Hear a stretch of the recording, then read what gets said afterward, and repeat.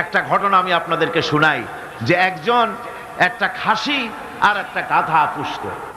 খাসিকে খুব যত্ন করত, গাধাকে যত্ন করত না। খাসি একদিন গাধাকে বলছে, গাধা তুই তো আসলেই গাধা, মালিক আমাকে কত যত্ন করে তাকে লক্ষ্য করেছো? তোমাকে কিন্তু কোনো যত্ন করে না। আর আমার ঘাড়ের উপরে হাত বুলায়, আমাকে গোসল করায়, ভুসি টুসি খাওয়ায়, কত যত্ন করে। গাধা বলছে, আসলে খাসি তোমার এত যত্ন কেন তা কি তুমি জানো? কয় না, তা তো জানি না। তোমার যত্ন বেড়েছে, কোরবানির চাঁদ উঠেছে সেই জন্যে।